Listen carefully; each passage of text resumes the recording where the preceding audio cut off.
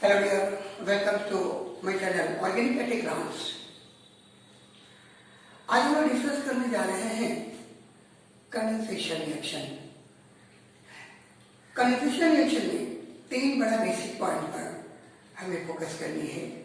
सबसे पहला पॉइंट कि व्हाट इज कंडेंसेशन रिएक्शन, दूसरा कि वो कौन से कंपाउंड होंगे जो इस तरह के रिएक्शन में पार्टिसिपेट करते, और तीसरा what will be mechanism of this reaction, यानी how to write the mechanism of this reaction।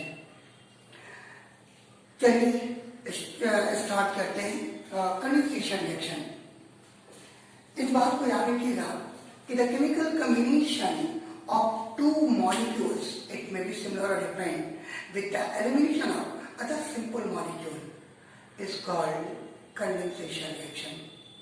हमने ये कहा कि दो केमिकल्स, यानी ये दोनों केमिकल सिमिलर भी हो सकते या दोनों डिफरेंट हो, इनके बीच होने वाले इंटरेक्शन और इंटरेक्शन के बाद एक सिंगल लार्ज मॉलिक्यूल के साथ साथ सिंपल मॉलिक्यूल्स का एलिमिनेशन, इस तरह के केमिकल रिएक्शन को हम कहते हैं कंडेंसेशन रिएक्शन। अब सवाल उठता है कि इस तरह के केमिकल कॉम्बिनेशन यानी कंडेंसेशन रिएक्शन में किस तरह के कंपाउंड पार्टिसिपेट करेंगे। इस बात को याद रखिएगा कि ऐसे कंपाउंड यानी जो कंडेंसेशन रिएक्शन में इन्वॉल्व होने जा रहे हैं, ये यूजुअली कार्बोनिल कंपाउंड होंगे, यानी कंडेंसेशन रिएक्शन में पार्टिसिपेट करने वाले कंपाउंड कैसे होंगे, that will be carbonyl compound. और कार्बोनिल कंपाउंड में ये किस तरह का कार्बोनिल कंपाउंड, तो it may B aldehyde, ketones, या फिर दोनों, इसके साथ साथ एस्टर और एक्टिव मिथिलीन कंपाउंड। ये बड़ा कॉमन कंपाउंड है जो कंडेंसेशन रिएक्शन में इन्वॉल्व होते हैं। इसके अलावा नाइट्रो कंपाउंड और साइनाइड, जिनके अल्फा हाइड्रोजन प्लेट हो, उनका भी कंडेंसेशन रिएक्शन आपको देखने को मिलेगा।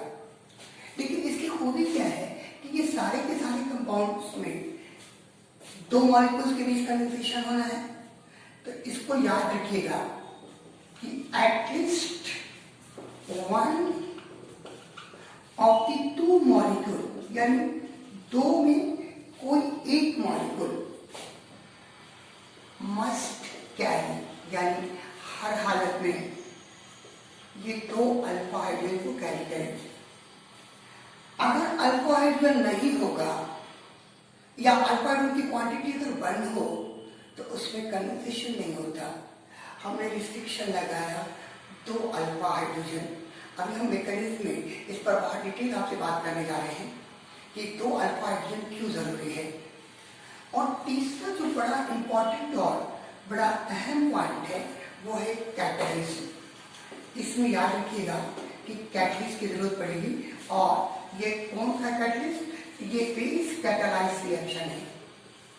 यानी ये बेस कैटालाइज रिएक्शन क्यों कहा है कि इस बेस का फंक्शन है कि अल्फा हाइड्रोजन को रिप्लेस करके अल्फा कार्बन पर नेगेटिव चार्ज, यानी उसको न्यूक्लियोफाइल में कन्वर्ट करना, और वही न्यूक्लियोफाइल दूसरे मॉलिक्यूल जिनके पास अल्फा हाइड्रोजन हो भी सकता और नहीं भी हो सकता, उनके साथ इंटरैक्ट करना।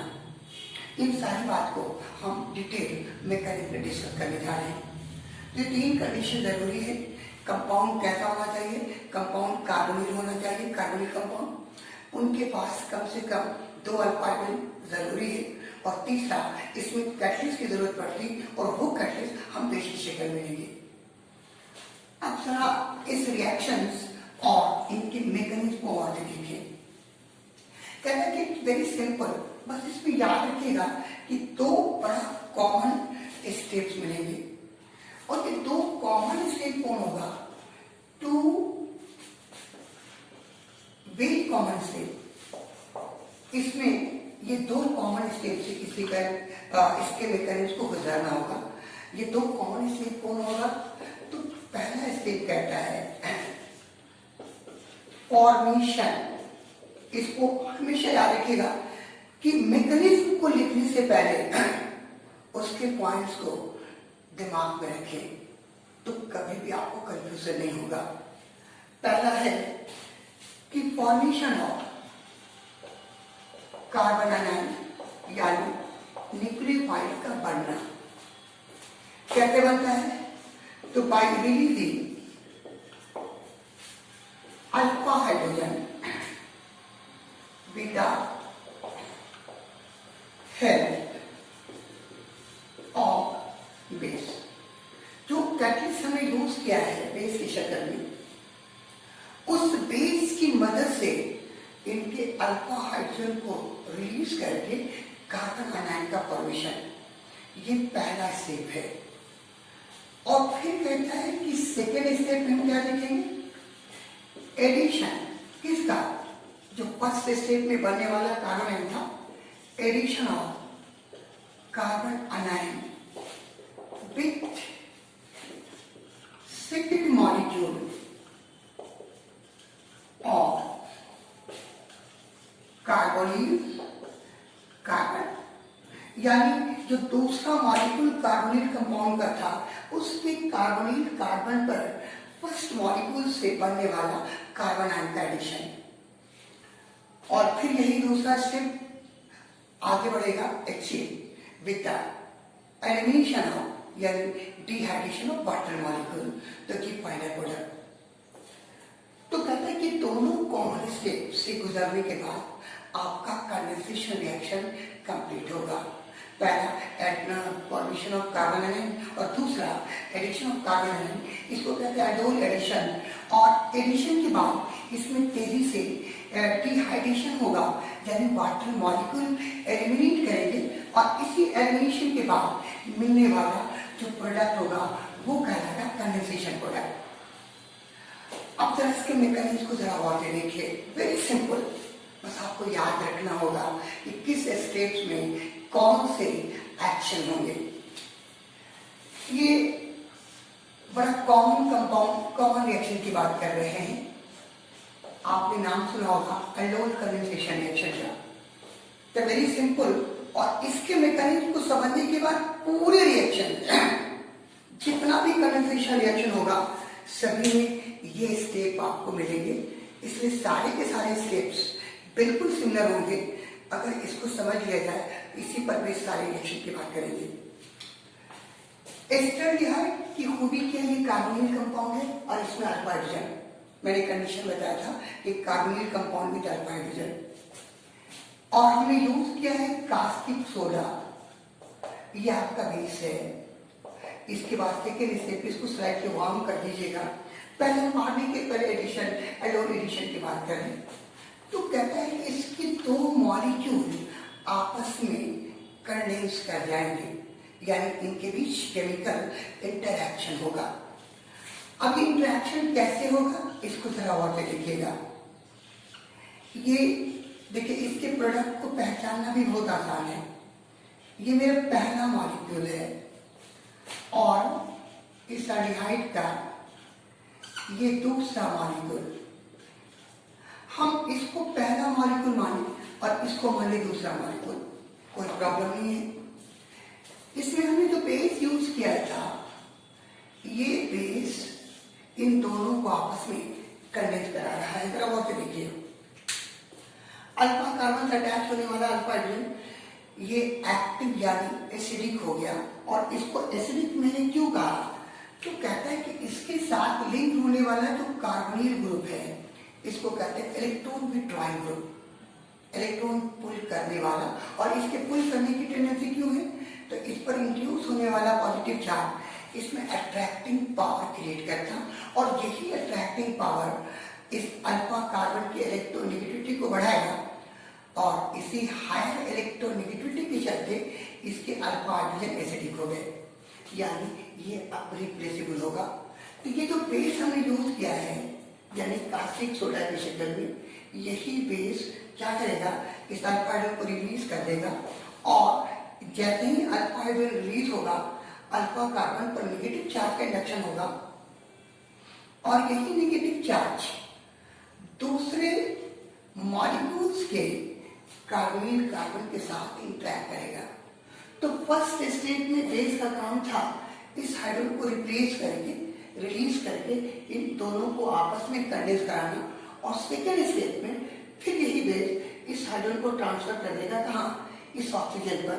तो इस तरह से ये दोनों मॉलिक्यूल आपस में कंबाइन करके एक नया प्रोडक्ट बना दिया जिसको मैंने कहा अल्डोल।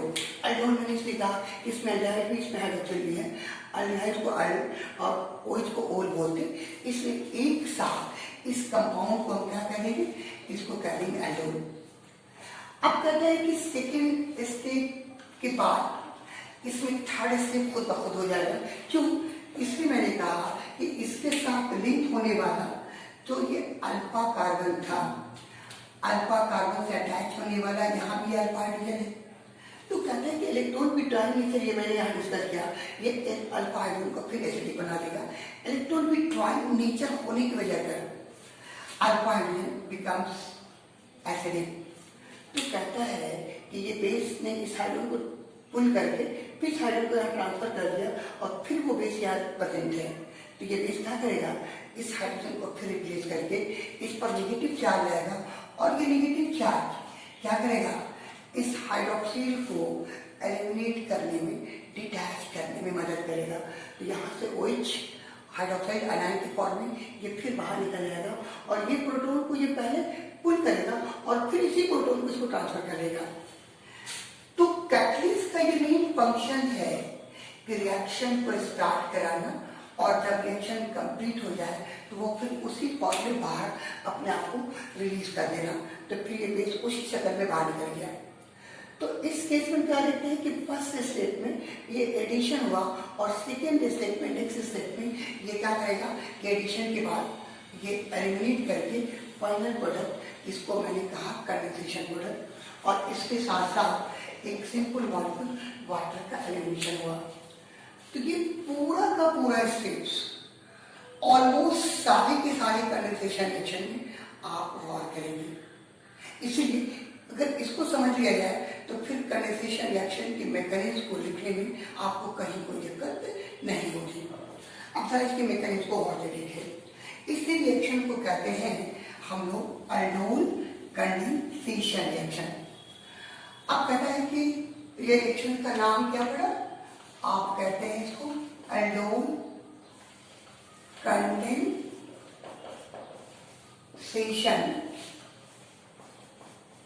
रिएक्शन। इसमें दो स्टेप से गुजरना पड़ा, पहले में अल्डोल एडिशन और सेकेंड टाइम जो वाटर को आपने एलिमिनेट किया। तो कहता है कि एलिमिनेशन के दौरान हम इसको सिंपली वार्म करेंगे और जो बेस इसमें कैटलिस्ट के फॉर्म में हमने यूज किया था वही बेस सेकेंड अल्फा हाइड्रोजन को रिलीज करके ये कंडेंसेशन प्रोडक्ट देगा। तो अल्फा हाइड्रोजन, दो अल्फा हाइड्रोजन का यहाँ काम आपने देखा, पहले अल्फा हाइड्रोजन से कार्बन एनाइन का फॉर्मेशन और दूसरे अल्फा हाइड्रोजन का एलिमिनेशन के बाद कंडेंसेशन प्रोडक्ट का फॉर्मेशन। अब इसके मैकेनिज्म को जरा ध्यान से देखिए। व्हाट विल बी मैकेनिज्म, तो कहता है कि वेरी सिंपल मैकेनिज्म। इस बात को जरा ध्यान से सुनिएगा।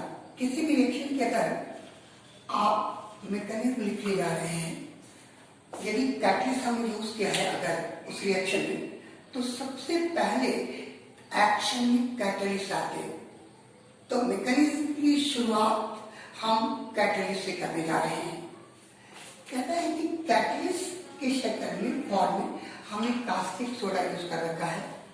इसमें साफ कहता है कि जैसे इसका इक्वल सॉल्यूशन लेंगे, ये तेजी से वाटर में डिजॉल्व करेंगे, ये तेजी से आयनाइज करके full cation, sodium cation and hydroxide ion देगा। ये स्ट्रॉन्ग बेस की तरह बिहेव करेगा। अब इस बेस का फंक्शन क्या है, तो इसमें स्टेप 1 में हमने डिस्कस किया था शुरू में कि सबसे पहला फॉर्मेशन ऑफ कार्बन आयन। तो कहता है कि जो पहला मॉलिक्यूल है जिसमें अल्फा कार्बन के साथ अल्फा हाइड्रोजन, तो इसके इलेक्ट्रॉन विड्रॉइंग नेचर और इसी विड्रॉइंग नेचर के चलते अल्फा कार्बन को ये एक्टिवेट कर देगा, यानी उनकी इलेक्ट्रोनेगेटिविटी को बढ़ा देगा। और उसी हायर इलेक्ट्रोनेगेटिविटी का नतीजा है कि इससे लिंक होने वाले अल्फा हाइड्रोजन एसिडिक हो जाएंगे। तो जैसे ये हाइड्रोजन को ये इलेक्ट्रॉन विड्रॉइंग ग्रुप एसिडिक बनाएगा, इमीडिएट क्या करेगा, जो आपने बेस यूज कर रखा है एज ए कैटलिस्ट, ये बेस तेजी से इस अल्फा हाइड्रोजन को रिलीज कर देगा। यानी base has great affinity with acidic hydrogen, तो ये तेजी से इस एसिडिक हाइड्रोजन को रिलीज करके आपको वाटर की शक्ल में बाहर निकल जाएगा और इस अल्फा कार्बन पर नेगेटिव चार्ज का इंडक्शन रहेगा। तो फर्स्ट स्टेप आपने क्या देखा, फॉर्मेशन ऑफ कार्बन आयन, जिसकी चर्चा मैंने बिल्कुल शुरू में कर दी है।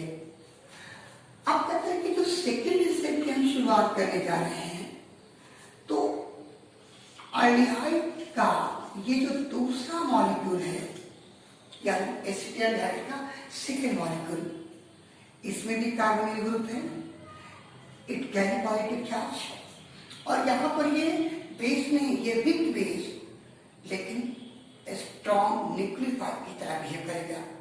तो अब ये एसिडिक हाइड्रोजन पर अटैक नहीं करेगा, ये सीधा कहाँ अटैक करेगा, आपके कार्बोनिल कार्बन पर।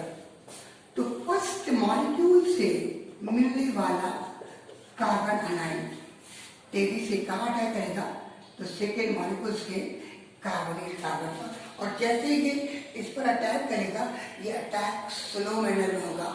जैसे जैसे ये पुश करेगा, पाइलेक्ट्रॉन की शिफ्टिंग होगी और अल्टीमेटली ये पाइलेक्ट्रॉन पूरी तरह से ट्रांसफर हो जाएगा कहाँ, टुवर्ड्स ऑक्सीजन।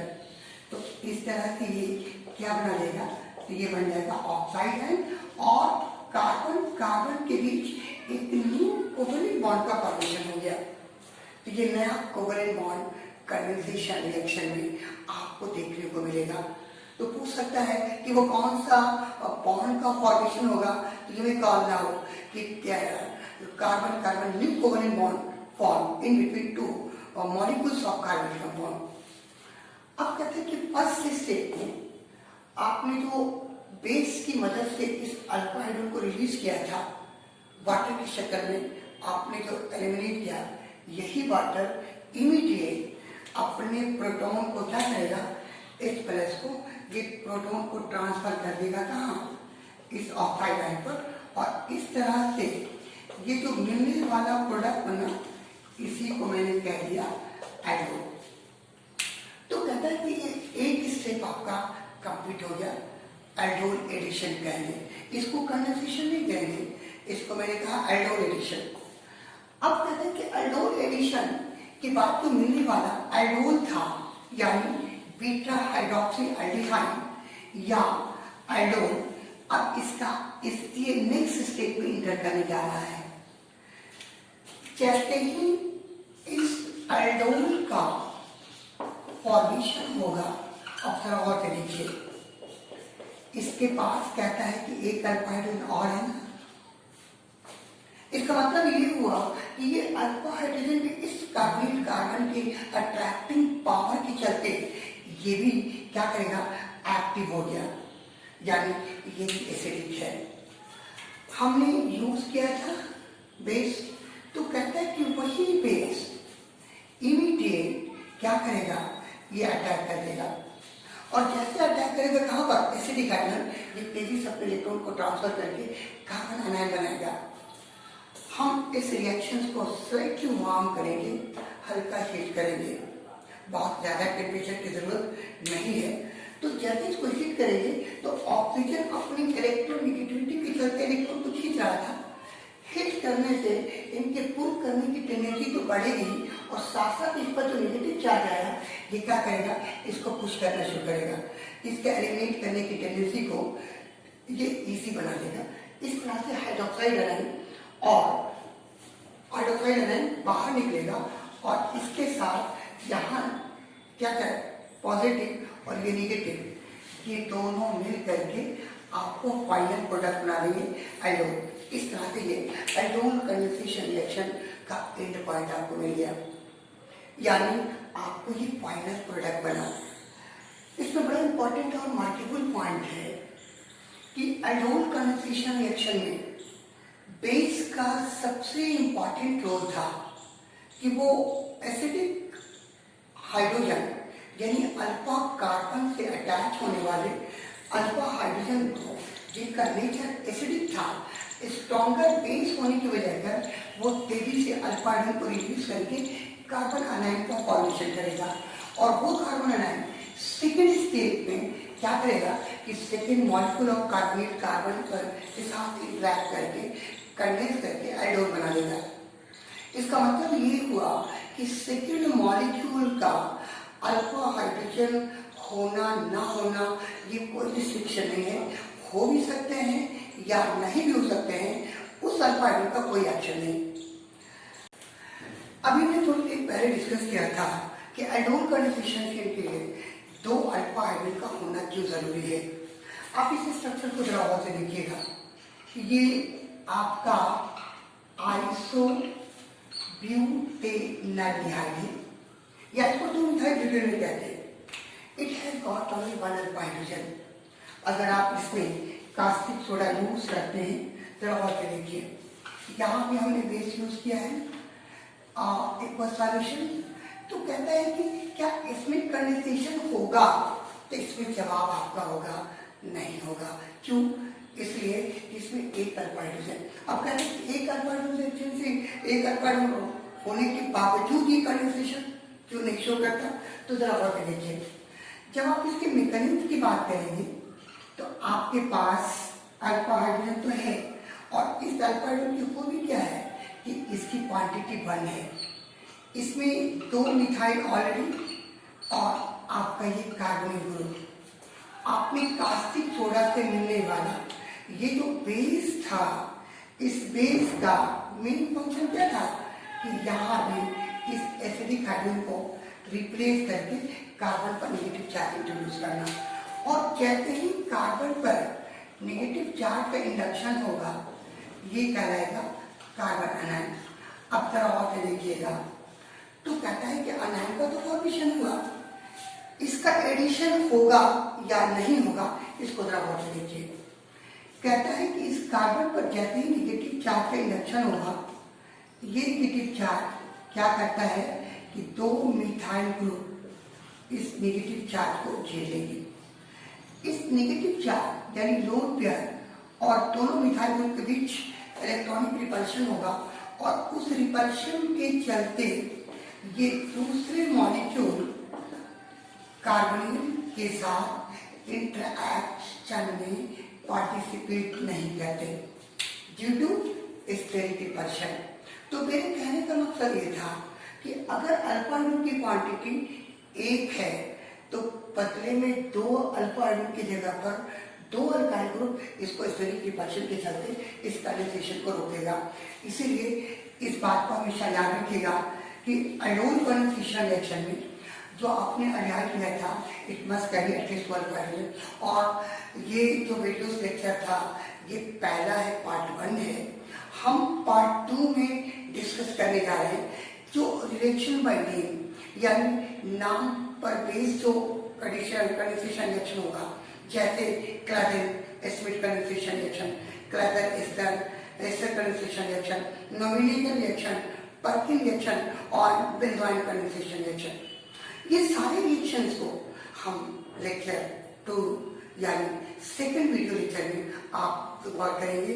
और यहाँ पे बड़ा सिंपल टेक्निक, एक रिएक्शन को याद करके सारे रिएक्शन के मैकेनिज्म